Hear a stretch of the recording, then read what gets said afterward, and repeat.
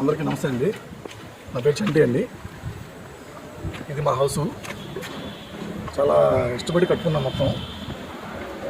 అయితే మొత్తం అంతా బాగానే వచ్చింది. పెయింటింగ్ వరకు ఒక పెయింటర్కి ఇచ్చాము. తక్కువగా వస్తున్నాడని చెప్పి, తక్కువ చేస్తానన్నాడని చెప్పి ఇచ్చాము. సో అతను ఇలా చేసాడండి.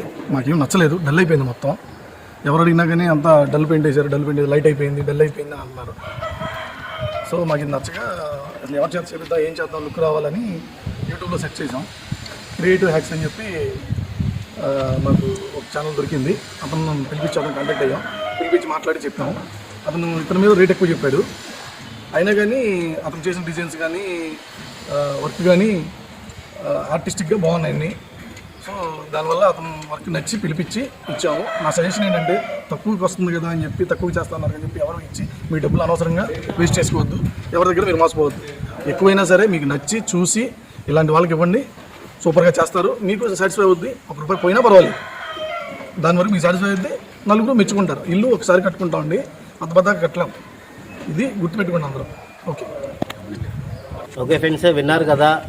సో ఇప్పుడు ఈ ఎలివేషన్ మీద ఉన్న టెక్స్చర్ కానీ, డిజైనింగ్ కానీ, మోడల్ కానీ మొత్తం మార్చేసి కంప్లీట్గా మోడర్న్ లుక్లో ఎలా తీసుకురావాలో నేను ఈ వీడియోలో మీకోసం ఇస్తాను ఫ్రెండ్స్. అలాగే ఎవరికైనా ఎలివేషన్ చేయడంలో ఏమైనా ఐడియాస్ కావాలంటే ఈ వీడియో మీరు చూసి చక్కగా యూజ్ చేసుకోండి ఫ్రెండ్స్. అలాగే నా వీడియో మీకు నచ్చితే లైక్ చేయండి, షేర్ చేయండి, సబ్స్క్రైబ్ చేయండి.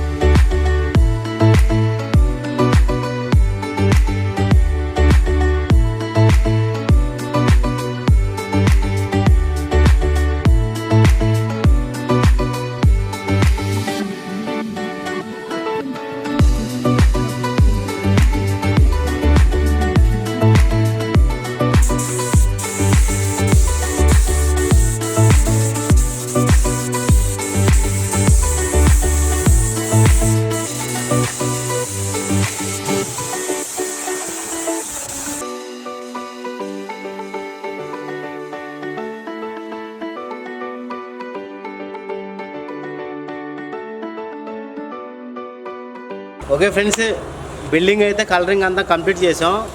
అయితే బిల్డర్ గారు ఏమన్నారంటే వర్క్ స్టార్ట్ చేసేటప్పుడు క్రియేటివ్ హ్యాక్స్ వాళ్ళు ఒకవేళ కలరింగ్ చేయాలి అంటే అమౌంట్ అనేది ఎక్కువ తీసుకుంటున్నారు అనేసి చెప్పారు. సో ఫైనల్గా వాళ్ళు ఏం చెప్తారో వాళ్ళ మాటలు మనం విందాం.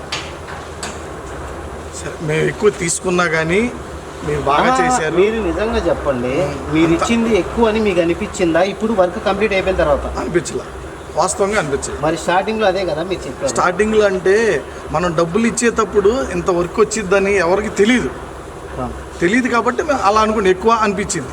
ఇది మొత్తం అంత కంప్లీట్ అయిన తర్వాత ఆ డబ్బులు వద్దిపోయింది, ఇంత కావాలి ఇలా వచ్చింది, అప్పుడు హ్యాపీ, ఫుల్ హ్యాపీ. నేను ఎవరికైనా చెప్పేది అదే, మీరు డబ్బుల గురించి చూడొద్దు, ముందు వర్క్ గురించి చూడండి. రహీం గారు చాలా బాగా చేశారు. క్రియేటివ్ యాక్స్ ఆ రహీం గారికి చాలా చాలా thanks. Okay, thank you sir. ఓకేనా.